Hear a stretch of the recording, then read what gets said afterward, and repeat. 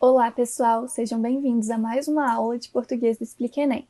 Meu nome é Stephanie, eu sou estudante de letras e hoje eu vou ensinar para vocês variação linguística, que é um tema muito cobrado no Enem, porque aborda a diversidade presente na sociedade brasileira.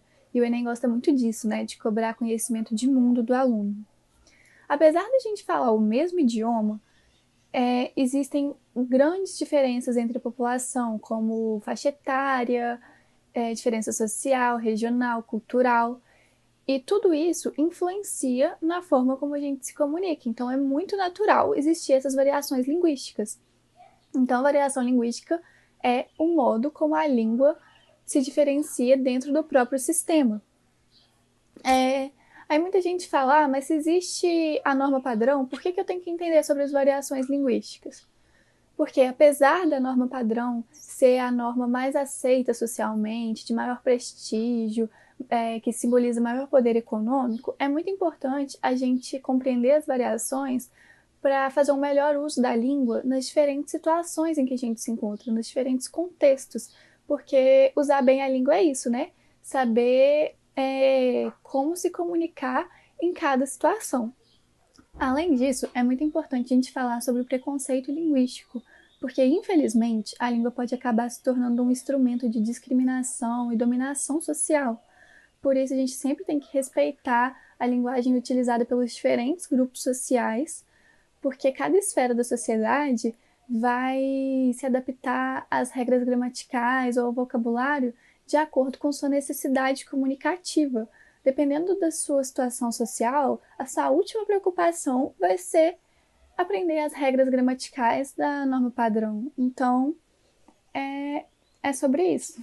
Existem 4 tipos de variação linguística. A primeira pode ser chamada de regional, geográfica ou diatópica. São aquelas variedades que sofrem influência da região geográfica em que o falante se encontra. Pode ser o sotaque, por exemplo, a forma de pronunciar o S, o R em determinadas regiões. Ou então pode ser lexical, de vocabulário, como um exemplo clássico é a mandioca. O que eu chamo de mandioca aqui, em Minas, é chamado de aipim no sul e, se eu não me engano, de macaxeira no nordeste. Essa imagem é um outro exemplo de variação diatópica pelo fator lexical. São 3 vendedores de diferentes regiões vendendo o mesmo produto, só que com nomes diferentes. Um está chamando de tangerina, o outro de bergamota e o outro de mexerica. Aqui na minha região a gente chama de mexerica. Conta aí nos comentários de que vocês chamam na região de vocês. A próxima é a variação social ou diastrática, que é aquela que depende do grupo social em que o falante se insere, ou seja, das pessoas com quem ele convive. É muito comum as pessoas se agruparem de acordo com seus interesses comuns, como profissão, religião, esportes.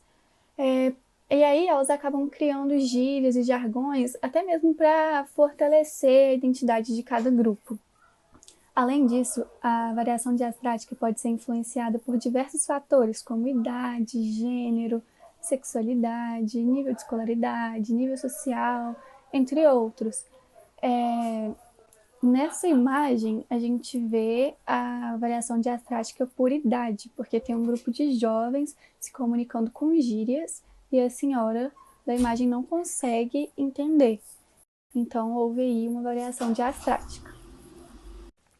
Temos também a variação histórica ou diacrônica, que são aquelas variedades que eram comumente usadas no passado, mas já caíram em desuso ou foram se modificando ao longo do tempo. Essa imagem é um exemplo de variação histórica em que o pronome de tratamento foi se modificando ao longo do tempo. Era você, depois passou a ser você e agora você. Tem gente que fala até você. Então, essa é uma variação histórica ou diacrônica. Para finalizar, nós temos a variação situacional ou diafásica, que é aquela que depende da situação em que o falante se encontra, ou seja, do contexto. Por exemplo, um professor que vai dar uma palestra. Na palestra ele vai usar a linguagem formal. Porém, se ele estiver numa roda de amigos, ele pode se comunicar de forma mais espontânea, natural, sem se preocupar se ele está usando a gramática corretamente de acordo com a norma culta. Temos também o exemplo da escrita na internet, que deve ser diferente da escrita de um texto acadêmico. E é isso. Nessa imagem, a gente tem um exemplo onde não ocorre a variação diafásica, pois o amigo está na praia com o outro e fica se comunicando de uma forma exageradamente formal. E por isso ficou estranho, né? Então ele deveria ter adaptado a sua fala à situação em que ele se encontrava. Por hoje é isso, pessoal. Até a próxima!